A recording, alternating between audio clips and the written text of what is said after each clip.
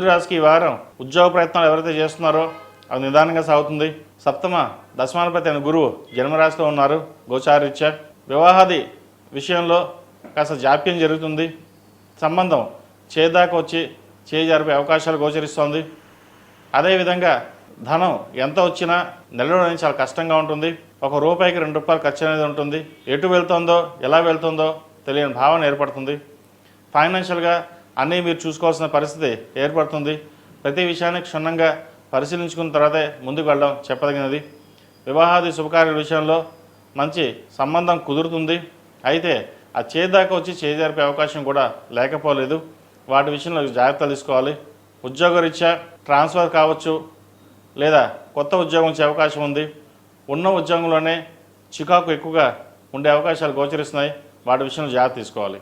ద్వితీయాధిపతి అయిన చంద్రుడు తృతీయంలో ఉన్నారు. కుటుంబ స్థానపరంగా అన్ని విధాలుగా బాగుంటుంది. సంతానం మంచి అభివృద్ధిలోకి వస్తారు.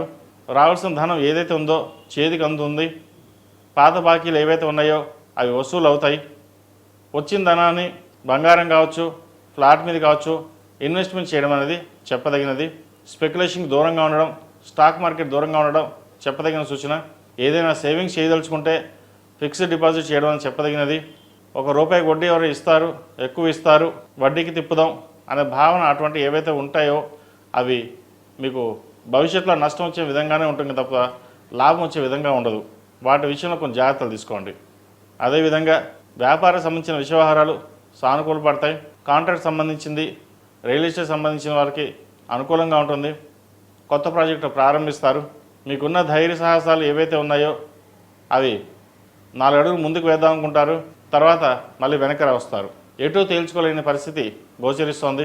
ఏదైనా సరే మన సంకల్ప సిద్ధిస్తున్నట్టుగా మీకు మనసుకు తోచింది ఏదైతే ఉందో అది అదేవిధంగా ముందుకు వెళ్ళనున్నది చెప్పదగినది.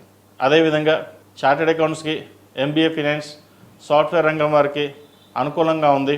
నూతన ఉద్యోగ ప్రయత్నాలు ఏవైతే ఉన్నాయో అవి కలిసి వస్తాయి. విద్యార్థులకు విద్యా అవకాశాలు బాగున్నాయి. భాగ్యంలో రాహు చక్కగా ఉన్నారు. విదేశీ సంబంధించిన వ్యవహారాలు సానుకూలపడతాయి. అదేవిధంగా మెడికల్ రంగంలో వారు కూడా కాలం అనుకూలంగా ఉంది. మీరు ఏదైతే కోరుకున్న సీటు అది లభించే అవకాశం గోచరిస్తుంది. ఎవరైతే ప్రభుత్వ సంబంధించిన ఎగ్జామ్స్ ప్రిపేర్ అవుతున్నారో వారికి అనుకూలంగా ఉంది. గవర్నమెంట్ ఉద్యోగ ప్రయత్నాలు చక్కగా చేసుకోవచ్చు. ఈ రాశిలో జన్మించిన స్త్రీలకు వృత్తి ఉద్యోగాల పరంగా అనుకూలంగా ఉంటుంది. భూ సంబంధించిన వ్యవహారాలు కూడా సానుకూలపడతాయి. కుటుంబంలోని మరొకరి సంపాదన పెరుగుతుంది. జీవిత భాగస్వామి యొక్క సలహాలు సూచనలు తీసుకుని ముందుకు వెళ్ళడం చెప్పదగినది. ఒక్కొక్కసారి అహంకారపూరితమైన కూడా మనకి గోచరిస్తుంది. వాటి విషయంలో జాగ్రత్త తీసుకోవాలి. నలుగురిలో కలిసి ఉండాలి.